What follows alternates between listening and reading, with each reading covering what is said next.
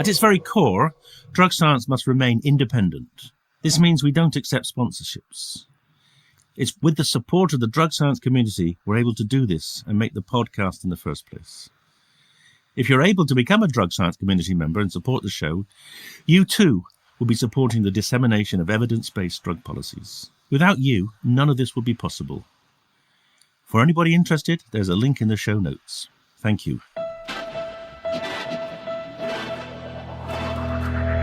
Hello and welcome to the Drug Science Podcast with me, David Nutt. Here we're bringing together experts and activists for a rational, honest and informed conversation about drugs.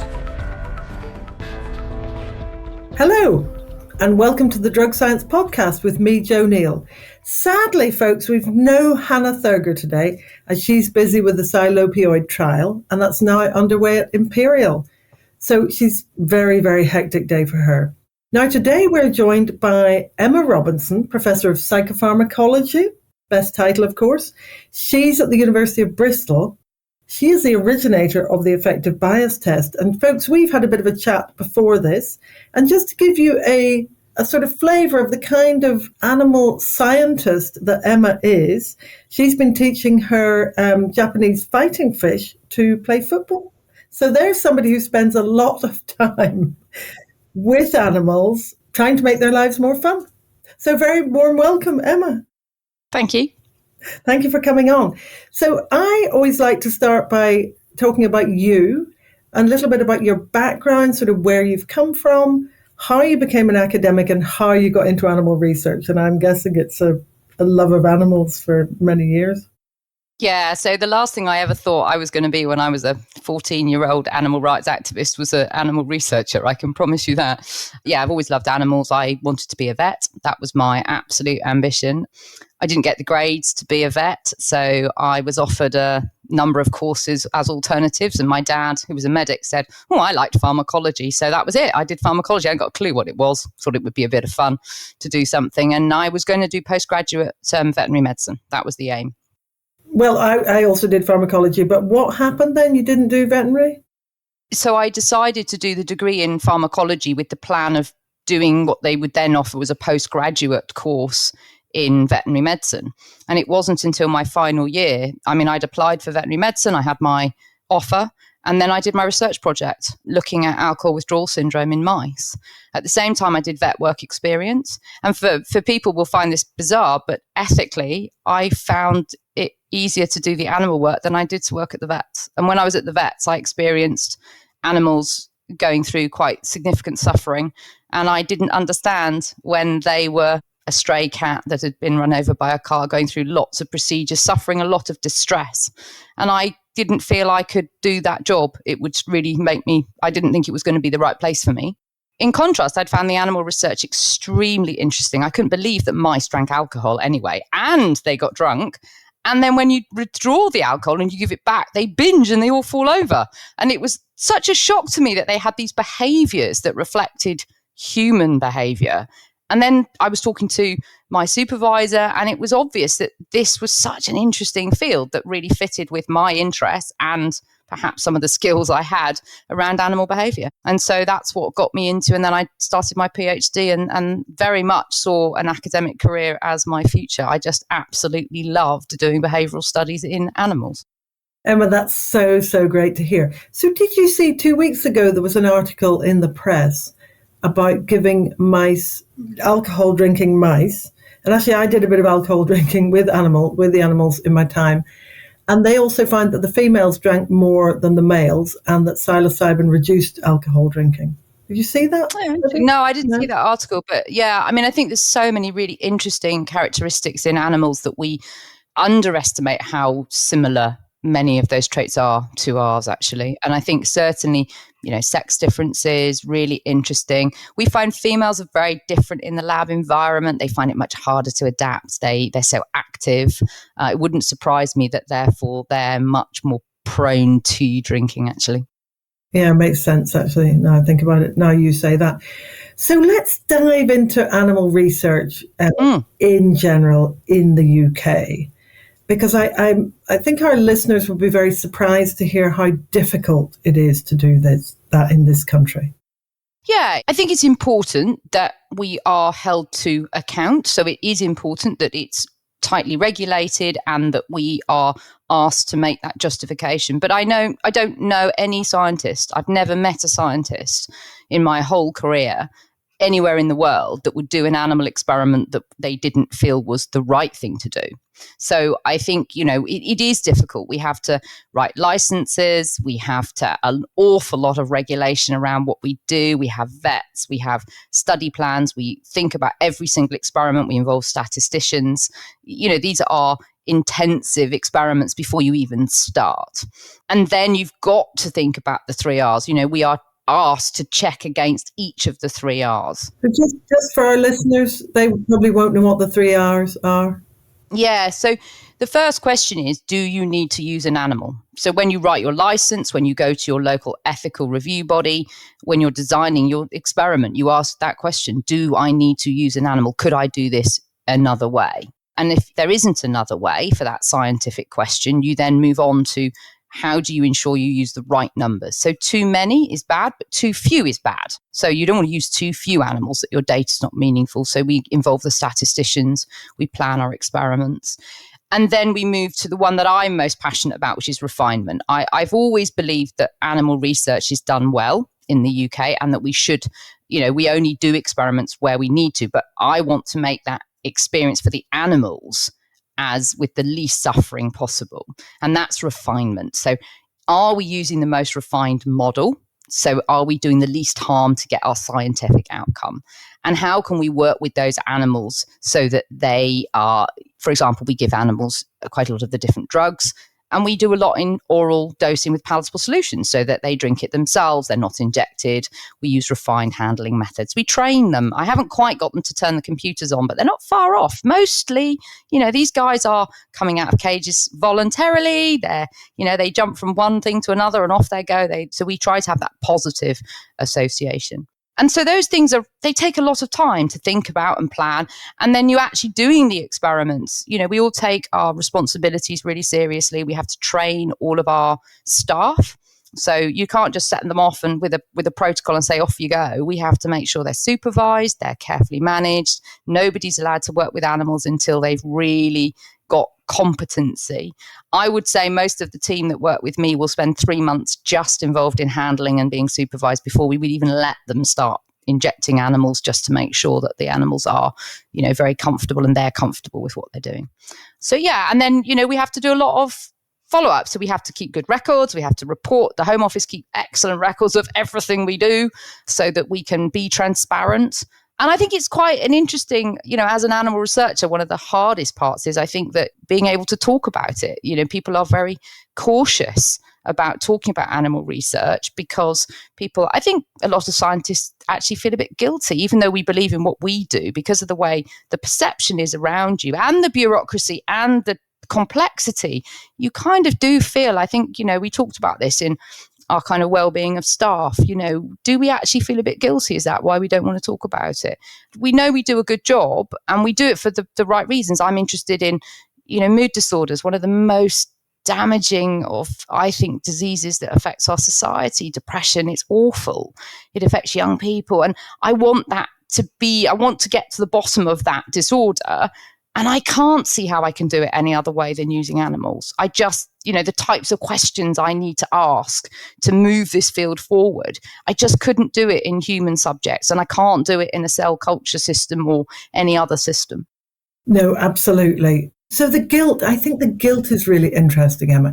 Do you think that's come from the public response to people who work with animals? I do. When I first started animal research, I was in the late 90s when, animal rights was still really quite violent and threatening. And I remember as a PhD student coming to work and the building had protesters outside. They had effigies of scientists hung across our porch. They were aggressive. They were, security was there telling us not to come in the building this way. We would go around and out in through a different door. We had alert systems. We had panic alarm systems. We were, as a PhD student, there was a real fear. And I was one of the few that started to believe that it was better to have dialogue. And I started getting involved in communicating animal research. And I found that actually people did want to know more. Not the extremists. The extremists never wanted to know more, but actually the general public. But I think that extremist group influences how a lot of researchers feel about public perception of animal research. And do you think things are changing? I think things have changed hugely. Yeah. I think even where you have got the animal rights side, it's done in it's not in as extreme a way. It's done more through the kind of political and targeting bigger organizations than individuals. But actually, I think still individuals do feel threatened. And when you've had that environment, it's very hard to not feel a little bit anxious about it from your own point of view. I mean, I did a public lecture, and my lecture was stormed by PETA protesters. And, I was kind of expecting them to do it, and I was sort of not surprised.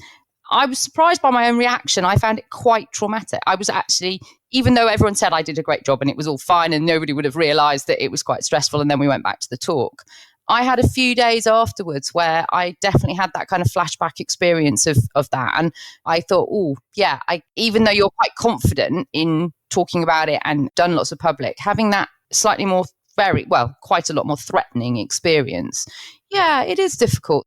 Yeah, I can understand why people don't want to sort of talk about it and feel that it's better just to keep quiet and stay behind closed doors. I just don't think that is the answer. I think talking about it and being open, and I do think, I believe in what I do, that it will have benefits for people, and that whilst I absolutely love rats and my lab know I like the rats more than them, I also know that, as a society, we use animals. And I don't think that what we're doing with our rats is worse than what happens out in the pest control or the other things that we do to rats, or having a pet cat who goes out catching rodents. What I do is carefully thought about. It has a really important societal purpose, I think, I hope.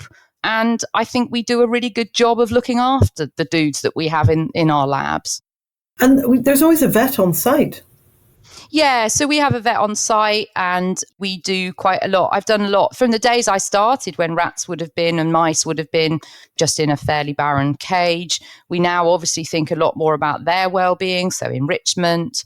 We've launched an initiative all around animal welfare. So I started that. It was for my own research. It was to benefit my own research. I'm interested, as you mentioned at the beginning, affective biases, affective state changes, tiny things, little tiny things.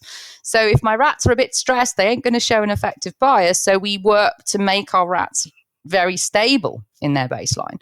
And so we handle them. We train them to be handled. We never scare them. They must do it in their own time. We use positive reinforcement. We use non-aversive techniques. So when we handle them, we'd never use restraint with our rats. We have a little bit with mice, but we train them to be restrained so nobody gets stressed. And that 3 H's, as we call it, housing, handling, habituation's just been fantastic fun. I've really enjoyed it. And people come and visit, and they're really impressed with not only the standard that our animals live in, but that all our rats and all our mice come to see them and are really very enthusiastic to know what's happening next. Now, Emma, recently government is advocating that we replace all animal experiments. Is that right? Yeah, so, this is really recently in the news. The government's put out its roadmap to ending animal testing. I think it's an interesting sort of document and strategy. For those of us in the field, it's not saying anything that isn't already done in the 3 R's. We already ask the question, do we need to use an animal? And if we don't need to use animal, we wouldn't be. So I think it's quite an interesting sort of political piece there, where it's something we already do. The other thing is a big part of it. The first phase 1 is actually a government thing anyway. That's not a scientist thing. That's the government recognizing alternatives to animal models for safety testing. So these exist, we know they exist, but it's the licensors, the regulators that haven't accepted them. So a big part of phase 1 is that, which is obviously important. I think scientists have been pushing for that for a long time, in things like toxicology and safety. The other thing is a big part of it is safety. I know when I talk to the public, I've talked to some MPs as well, there's a bit of a misunderstanding about how we use animals. So a lot of people think we use animals to test the safety of drugs. That's all they're used for. And that makes up only a small proportion. A lot of animals that are used in research are, of course, the ones that academics like you or myself would have used, which is about fundamental biology. It's about asking questions about how does this work? How does the brain process this information? Why, over time, does an amyloid plaque develop and it's linked to dementia? These are the sorts of questions we use animals for. And that makes up a big part of it. And at the moment, that strategy just doesn't mention that part of it, really. It's sort of in the let's hope we can find alternatives rather than, recognizing that actually that's probably very unlikely. I mean, the detail of the document does accept that for some areas there will be animals needed. So that roadmap does have that in there, but I think it's pitched as a bigger proportion of animals will be replaced by this strategy than I think will be reality. I certainly want to see safety pharmacology moving in the direction I've known for years it could be, and doing a lot of the evaluation in cell systems is a good idea. The other big part of it, of course, is the alternatives, which I am concerned that there has been a quite serious misrepresentation of that. And that's based around a lot of, certainly the animal rights groups I've interacted with always say we can replace animals with organoids, organs on a chip. Great technology, super clever technology, certainly for understanding interactions and safety, pharmacology. The problem is that to make an organoid, you have to use an animal anyway. And that's not in these documents. And that worries me that that's I've just written a letter about that, because I think the public would certainly be surprised. I was surprised. Well, I was surprised talking to you to hear that. So whether that information ever got to the scientists and the people that were involved in that, I mean, I've been in science forever and I didn't know it until a few weeks ago when I was doing a funding panel and I was reading some paperwork around it. So what it is that, when you want to grow cells in culture, you have to encourage them to grow. And even when we used to do cell culture, we've used serums. So serums come from animals. Fetal bovine serum is one of the most common. So that comes from a fetal cow, and the blood is taken, the serum is collected, and that's added to your cell culture medium to help your cells grow. And it contains magic things that we can't yet work out. We haven't got it right. We've never replaced it in all the years we've been doing cell culture. We still use fetal bovine serum. With organoids and organs on a chip, they need something to grow on. It's called a hydrogel. It's a sort of matrix on which the cells can latch onto. And if cells can't latch on, cells can't grow. And at the moment, the way that that's done is using, the vast majority uses a product which comes from a mouse sarcoma tumor. So to generate that matrix, that substance, you need to inject a mouse with the tumor cells. It grows the sarcoma. You then kill the mouse, take out the sarcoma, prepare from that what they call a basement membrane. It's a sort of a matrix that's bottled up and then sold by the company to the people wanting to grow organoids and organs on a chip. And the ability to replace that, I mean, people I've been trying for some time, and the panel I was on, it was people exactly that. They were saying they wanted funding to try and find replacements. I don't know whether we will. At the moment, we haven't got one.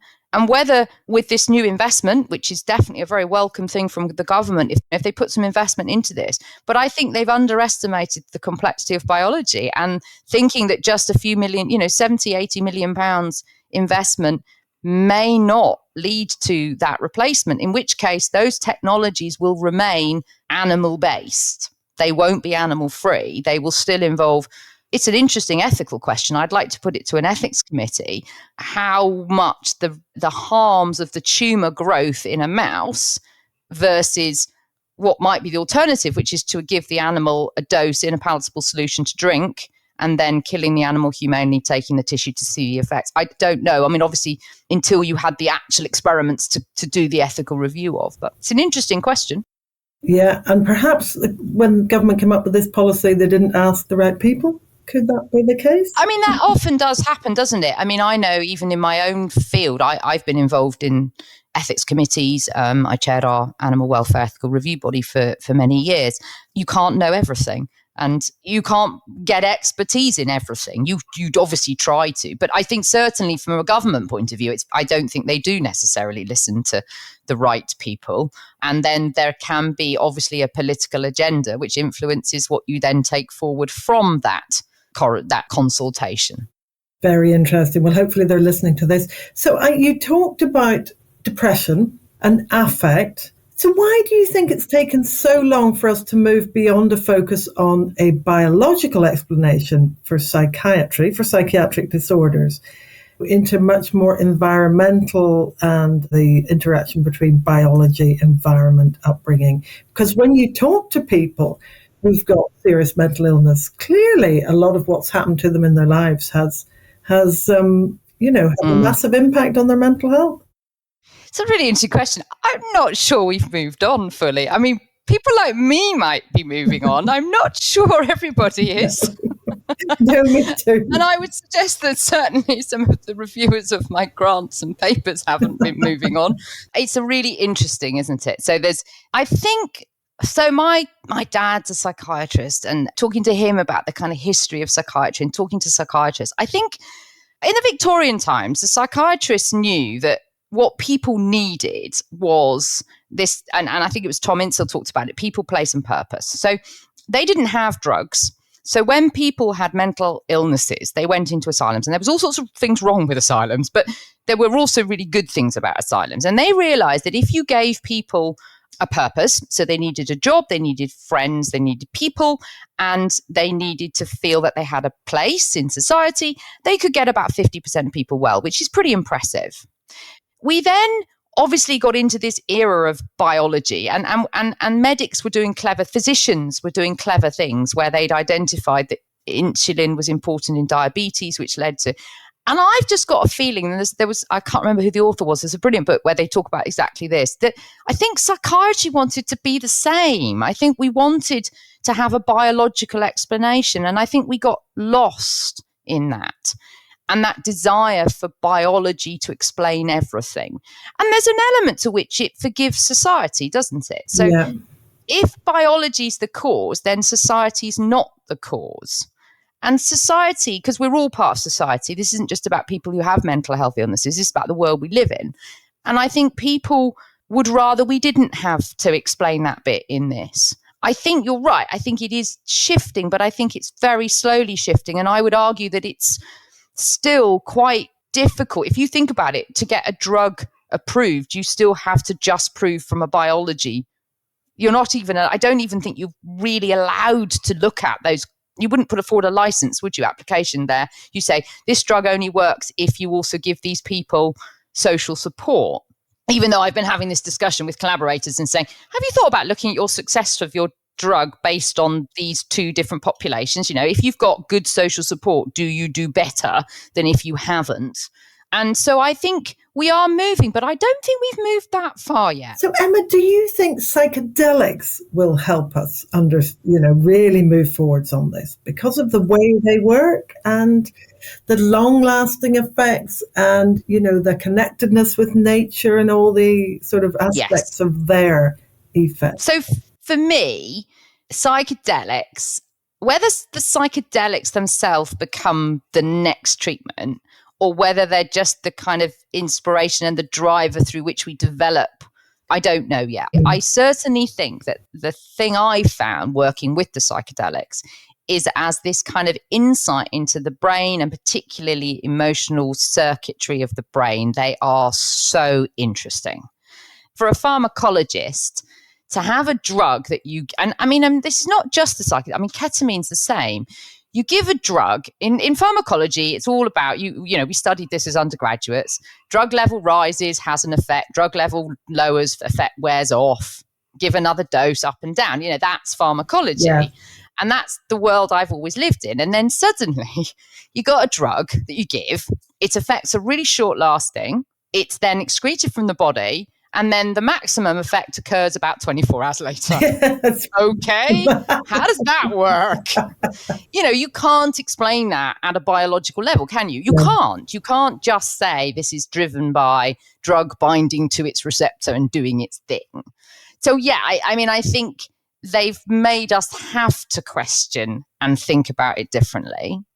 As an animal researcher, it's also very interesting because I don't think that some of the characteristics of psychedelics that we talk about in human terms are necessarily experiences of animals. So oceanic boundlessness, mystical experiences, I don't think we can ever really know what that is in an animal if they even have it. They don't have that level of kind of consciousness, insights or otherwise. So then that begs the question, how is this then working?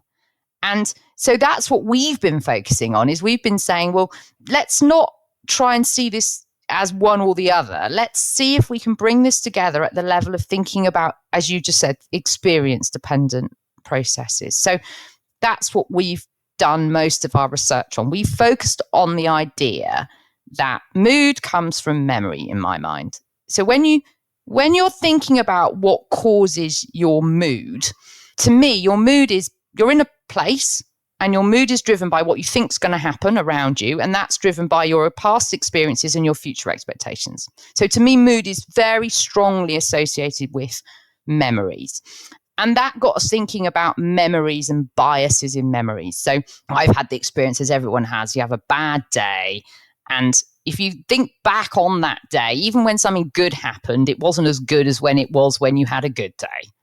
Those are just the dynamics of our mood, of our emotions and how they interact with our memories. That's a normal thing, probably a good thing, because if something bad happens, you don't want to think about everything rosy. You want to think about, oh, hang on, that bad thing happened, maybe I should moderate some of those other things. So I think biology's been very clever with what it's done, biology and psychology. Then what we've then got to think about is, what happens in people where that becomes a pervasive situation. And that's what got us into the finding out and reading about humans and negative affective biases. So humans with depression have this pervasive negative, that's been around since the 60s.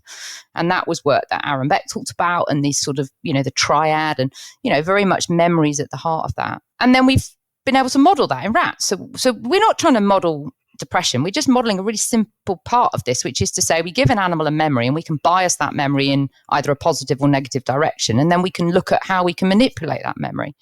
And that's where we find that drugs like ketamine and certainly psilocybin do really interesting things to those experiences. They're different from the traditional drugs we use in depression. They only seem to modify stuff that goes forward, new experiences. Whereas these rapid acting drugs like ketamine and psilocybin, they seem to change the past, but not the memory. You still remember it the same way, but they change the emotional part of it. And so, Emma, I think people will be fascinated as to really how you can measure that in animals. Because I suppose I've grappled with, the clinical data are with psychedelics, the accumulating evidence of efficacy for a range of disorders and such hard to treat disorders. And we're talking about severe depression here. Really, what the animal research can tell us that the human research can't. Yeah. So I think the most important thing with an animal study is the control you have. Mm-hmm. People are really complicated. They've got complicated histories. They're complicated often to do studies in, because also, we've done some work in humans where we've asked them to do similar tasks and they're nowhere near as good as my rats because they try to be clever. They try to second guess what the researcher wants. So to really just narrow that down to a specific question and to link it to biology is what animals offer us. So we can do those manipulations in the brain. We can say, to start with, we generate a biased memory. So we take a normal rat and we generate a memory for an experience, which is, for rats, it's digging in a bowl and finding a piece of food, which they're very good at. So one day they learn that digging in sawdust generates finding a food reward, and we give them an affective state manipulation. We give them a bad day.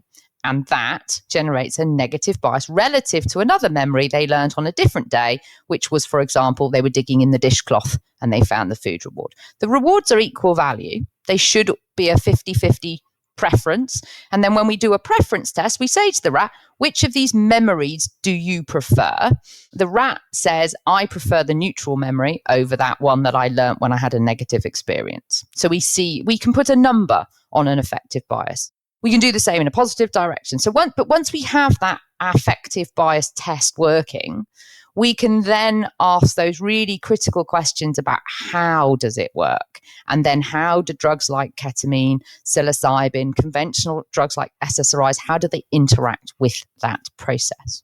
So we use our effective bias test in that way. And we've been able to drill down. We can say that it involves circuits of the prefrontal cortex, the amygdala, these really critical parts of the emotional circuitry. Where I think it will take us is being able to start to ask that question, how could we do this better? Can we do this with different side effect profiles? So can we get to a stage where we can modulate this circuitry really specifically? I mean, I kind of can. I can completely replicate the effect of psilocybin using one of these new chemogenetic methods, which is work that will hopefully come out soon. And that's really exciting. And there's no way you could have done that in a human. That's relied on the animal study. Now, that's given us the refinement of the mechanism. And once you have that understanding of mechanism, you can then take it back up the scale and start to look for ways in which you can generate that outcome and potentially make new drugs that might be more specific. Maybe they have different side effect profiles. Maybe they're going to be more easily used for the wider population. Those are the sorts of things that I think are so useful about animal studies. And are you talking about psychoplastogens? Because there is a real interest in a drug that can do biologically what psychedelics do, but without the flip, if you like. Yeah, so we're not seeing that side of things. I would say we're seeing a more specific type of plasticity potentially. I don't think we're seeing the more general plasticity that's been talked about quite a lot in the field. One of the questions we have around this, and this is again one of my concerns in the field, one of the things I think is going to be really important we need to sort of resolve with animal research and clinical, is getting the right dose. So particularly the psychedelics, they're not clean drugs that just interact with one target. These are, a lot of them are serotonergic agonists with slightly different profiles. They interact with different receptors. We also know occupancy, how many of receptors you've occupied matters. So even with SSRIs, these widely used drugs, if you go too high with an SSRI, you don't make people better. And so dose is really important. And I think some of the higher doses definitely generate these psychoplastogen, this neuroplasticity occurs.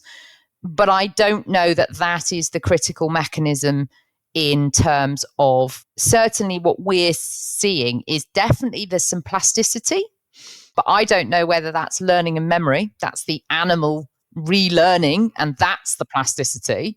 It's its own relearning of these memories that are what are long lasting, or there are these genuine changes in the neural circuitry. That's our kind of next question. But, this is a perfect example of animal research feeding into this, because you couldn't do this in people, but you can ask these questions. It's really important because they're going to guide where we put our investment, where we develop the next generation of drugs. It's going to be very influenced by what we think is the mechanism. And of course, in humans, the integration, the preparation, those are all such important aspects of it. I suppose you can't mimic that in animals. Well, maybe you are. Maybe we sort of tried. Yeah. So what we did with our ketamine study, which we published last year, we had a really interesting finding. An animal is asked to retrieve a biased memory. It should be negatively biased. And when we acutely give a dose of our rapid-acting antidepressant, when we ask them to retrieve, it's neutral, which is fine. And we know it's really specific. So we have a control memory that we use, and it isn't general. It's only affective state-induced bias that's modified. So we know it's specific. But then we also tested them 24 hours later. And a weird thing happens at 24 hours, and that's that the negatively biased memory is inverted, and they now retrieve it with a more positive effective valence. Okay. Now that's weird, because you shouldn't be able to turn a negatively biased memory into a positively biased memory. That just shouldn't happen. And so we first of all thought we'd done something wrong. So that was replicated by 2 other researchers, and it replicates very reliably. It's so reliable because every animal shifts. So this is not an anomaly or a model. This is not an anomaly. So we then said, okay, well, how can that happen? the animal has two memories. So if it remembered both of them equally, then even if it was just a sort of relearning bias, they should be remembering both. And therefore, it should still come out 50-50. So the only thing we could think was that this means that the animals are preferring, there's a preferential retrieval of the emotional memory. But that's not surprising, actually, because emotional memories are more salient, aren't they? We all remember experiences when they're strongly emotional. So we have a neutral memory, which was probably a bit boring. And then we have this emotional memory. When we pick the rat up to give them the drug, are we reminding them of that emotional memory? And that's why that one is preferentially relearned. And because their circuitry has been modified by the drug, that affective circuitry is either, I like to say it's offline, it's kind of just being modified. It's not negatively biased now, it's just in its neutral place. And maybe we're lucky and humans default to positive. That was my optimistic view. They could then relearn it with a more positive activation. So we tested exactly that. We took the animals, and when we gave them the drug, we also did a cue reactivation. So we very briefly gave them one of the memories. So for some rats, we said, here you go, this is the memory associated with the negative experience. And when we asked them to retrieve it, it wasn't much bigger.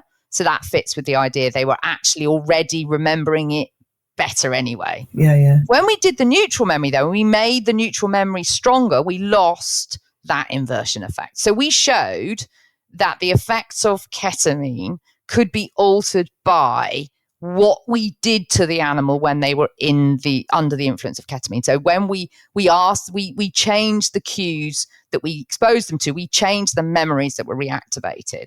So I actually think that with a bit of planning and thinking about this, we could ask these questions in animals because we've got the assay.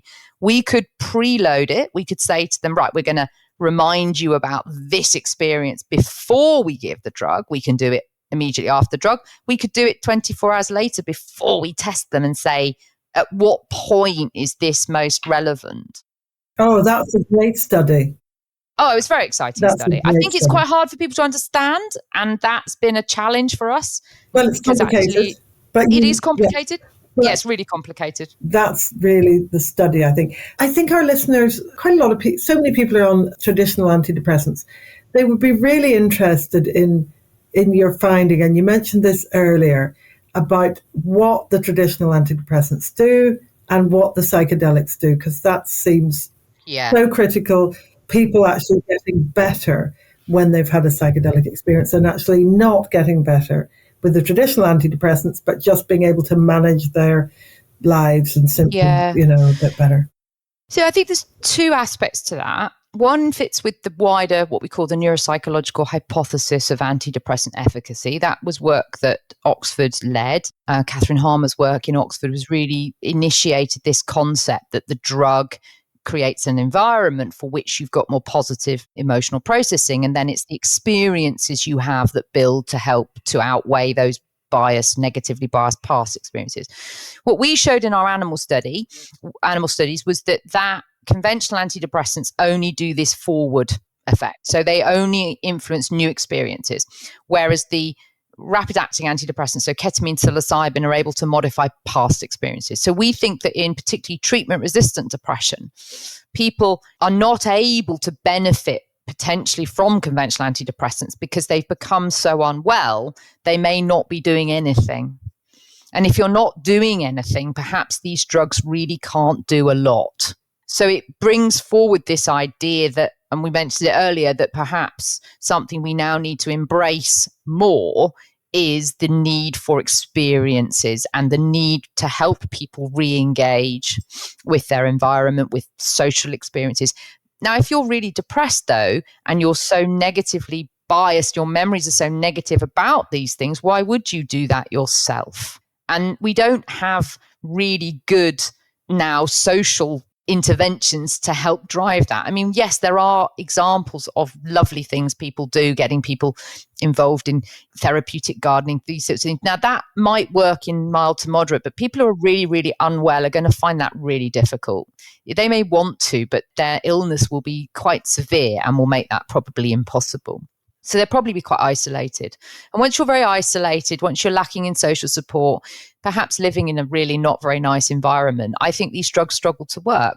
The difference, I think, with the psychedelics and with ketamine, these rapid acting, they're able to change the past.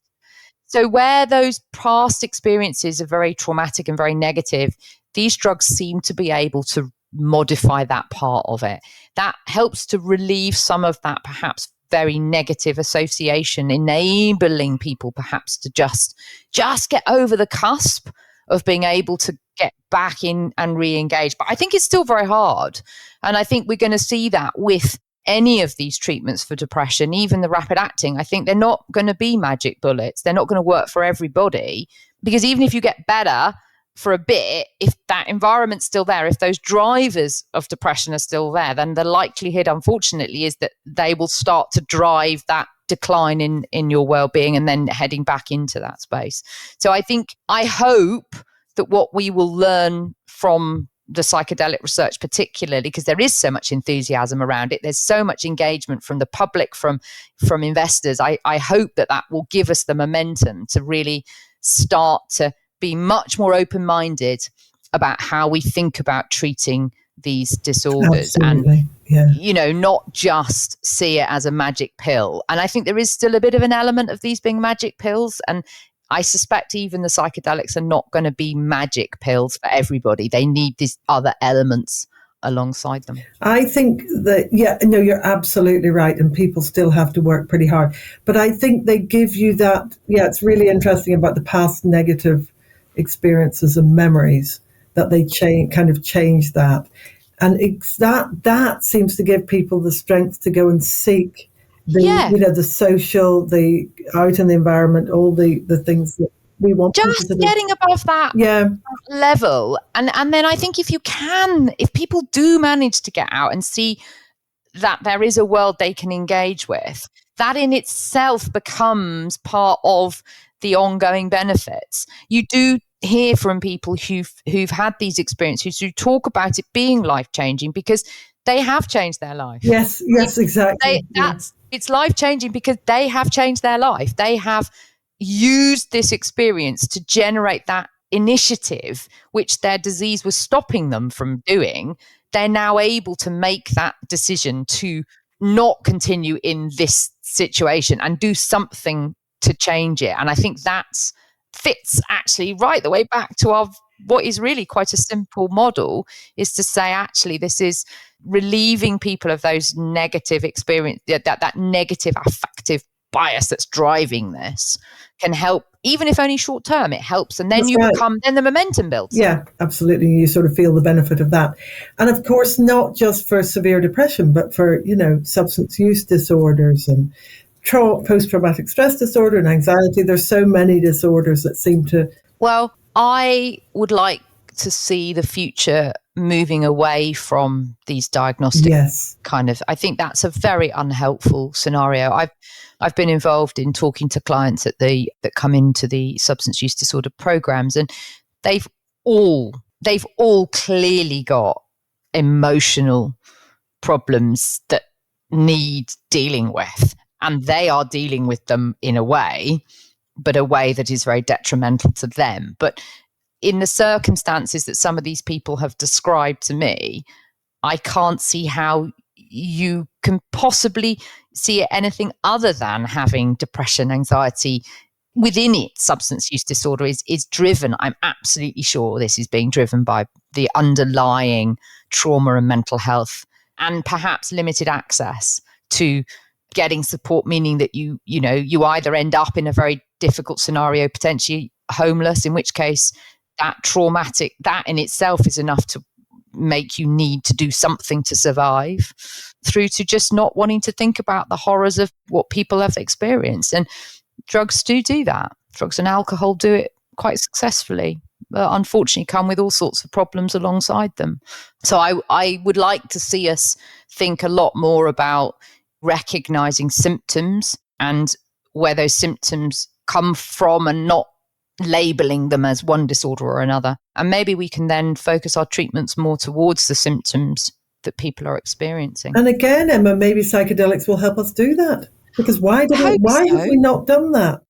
I don't know. I mean, the fact that the psychedelics seem to be showing efficacy in lots of these different conditions, maybe disorders, maybe that will help us to all kind of rethink a little bit about that and recognize that if there is similar effectiveness, maybe that suggests there's similarities in the underlying biology. I recently had an interesting question asked of me about, sex differences, and there's a lot talked about, women are more prone to depression, and therefore, our rodent work's done a lot in males, and therefore my stuff doesn't mean a lot. And I'm like, I'm not going to fall for that one. Actually, I think a lot about it's the manifestation. So sex differences in mental health disorders may well be much more driven by how we as human beings and how society drives us to than it is by the actual diagnosis. So men are more at risk of suicide. Men are more at risk in lots of ways of substance use disorder. And perhaps that's the manifestation of negative affective biases. And then in women, perhaps it's more anxiety and depression that we diagnose. But women are more likely to talk about their feelings and therefore are more likely to be diagnosed with depression and get medicated with traditional antidepressants, which may not be perfect, but they'll often remediate some of those symptoms. Absolutely. Whereas men may not, and therefore they progress to the point of either feeling despair and doing something which is really awful or, and tragic, or ending up trying to medicate and manage it themselves with a substance. So that's just I haven't really got the evidence for that. I just think that, to me, I agree. These artificial criterion boundaries diagnostics we use don't think are helpful at all. No. Well, they haven't got us very far in psychology. No, they haven't got us anywhere. Got us anywhere. But we still use them. I know, it's awful. It's very, very frustrating. So you talked about dose. What's your view on the help? Because the jury's out on microdosing, isn't it? The effects in people. Yes. What's your view on the importance or the use of your animal work for investigating microdosing effects? Yeah, we haven't done anything really with microdosing. It's one of those things that we need to get some funding for before we would be able to do it. And I'd very much like to. I'd like to look at particularly microdosing in combination with the sort of experience-dependent interactions that we've been testing to see if they go together, because I think that'd be really interesting. But we haven't had a chance to do that. I mean, what we have been very lucky is through our collaborations, we've been able to get really good idea about dose and receptor occupancy. So we know about the relationship between the dose that we're giving our animals and which receptors we're occupied, the level of occupancy we get in that. And that will get published soon. And I think that's going to be really helpful for the field. Oh, yes. Because that data is not there. No, it's not at the minute, but it will come. There's a couple of small studies, but this will come soon, as far as I know. That's on the way. Now, I think that will be really helpful.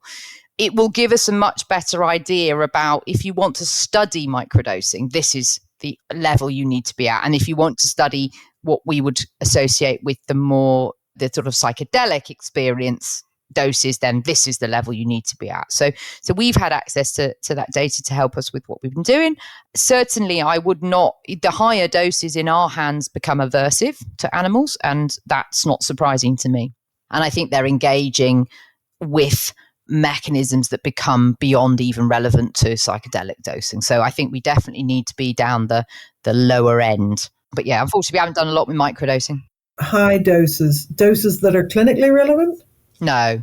So in animal research, one of the challenges is that animals are different to humans. So animals have fast metabolism. They're little. So all sorts of things are different about the distribution of drugs. And we often lack data to know which dose to use. So we kind of have to do a best estimate because we don't have that measure of what's going on in their brains.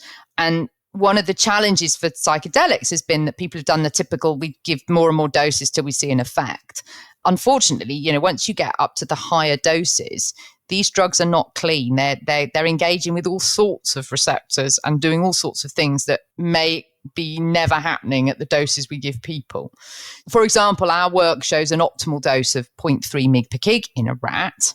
That's injected. And that's probably not that dissimilar to the 25 milligram that's given in people.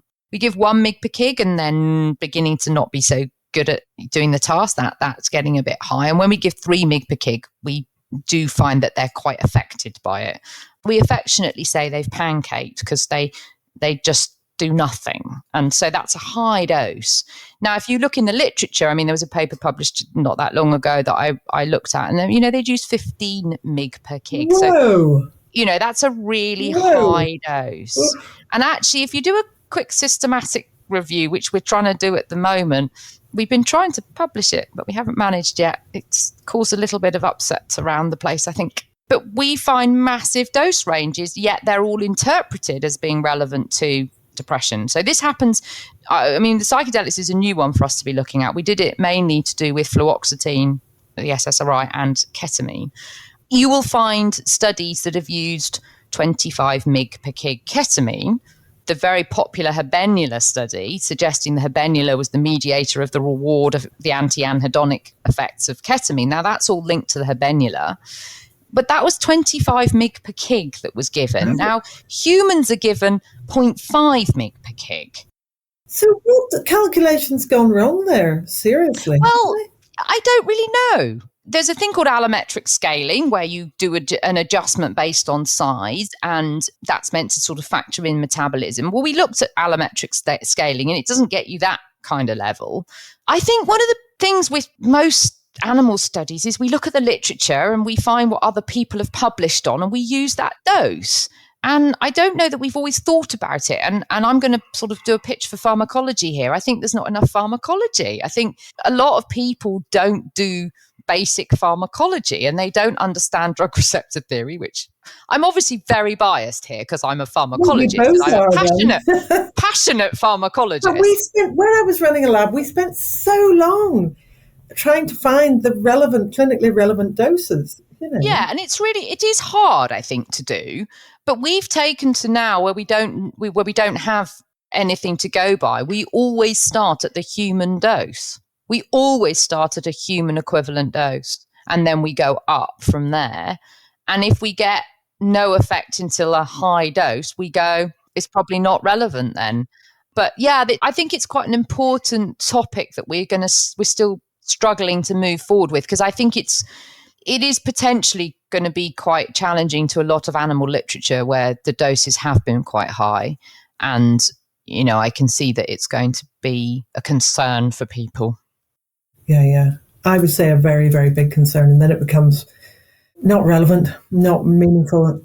Good. No. And unfortunately, I feel for a lot of researchers because I don't think there's been a good training in this.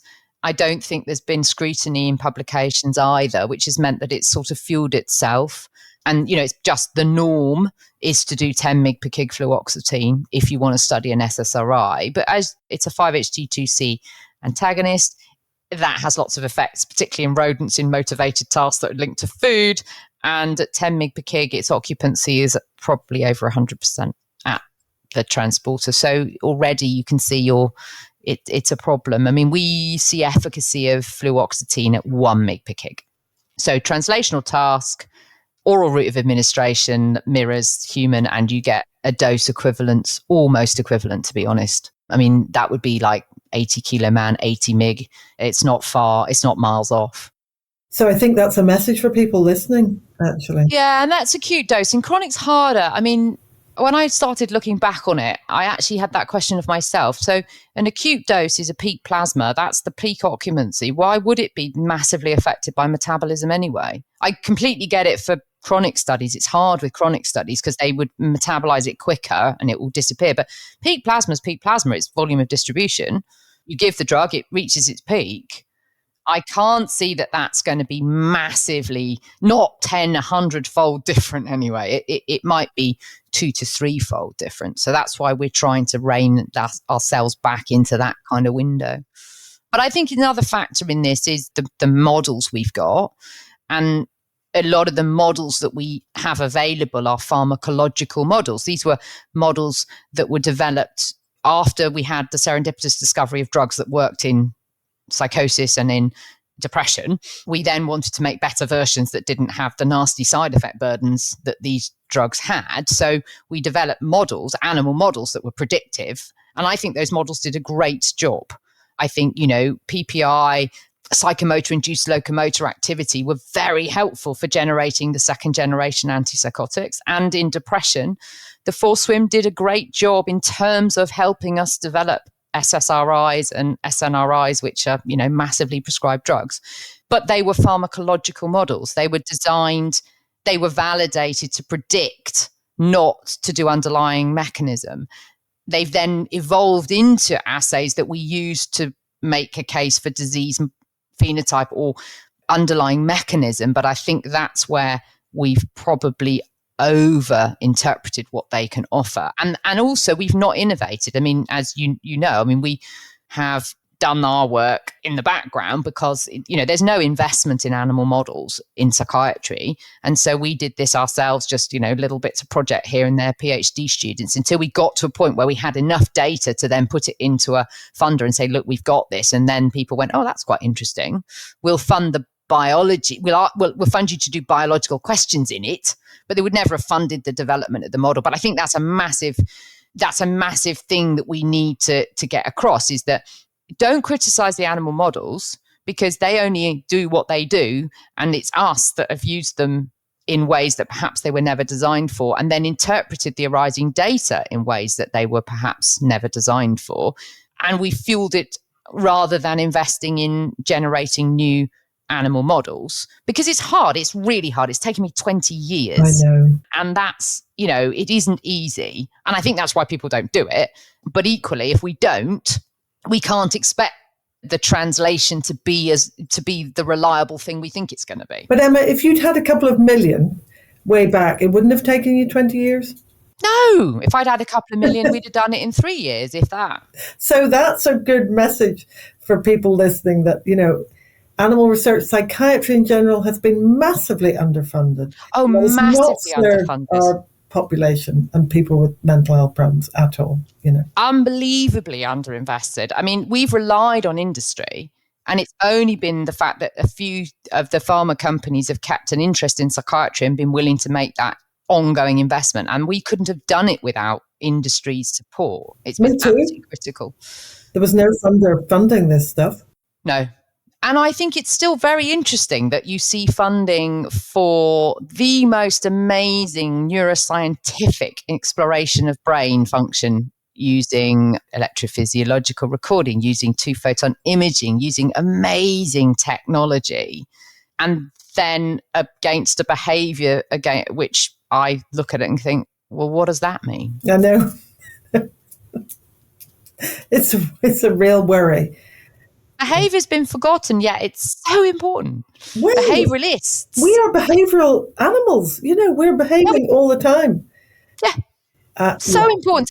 So much of, and even down to things like one of my former students who now works and is developing sort of their independent, they've really got interested. We started off with their project looking at apathy and motivation, and are really interested in the relationship between apathy, motivation, and how that links into neurodegenerative diseases and cause and effect. And we know that doing less, being less engaged in things is a driver. But what we don't know is whether that's because the disease is, already starting to affect your motivation, or it's a societal problem where we live in a society where it's hard to be motivated. And so that's another really interesting behavioural question. And yet most of the studies in animals, of course, are done in animals that are food restricted. So, of course, they're motivated. Yes, highly motivated as well. Highly motivated, and they're bored. Because, life in a lab isn't the most exciting. So we're starting, so what she's been doing is starting to try to make more naturalistic tasks that look at the sort of innate motivations in animals that, of course, interestingly, when you put them in a lab environment, are quite dramatically affected because they are in a lab environment where they can't do much. And quite a lot of our rats become quite lazy. The boys, anyway. Yes, the boys, certainly. Yeah. Yes.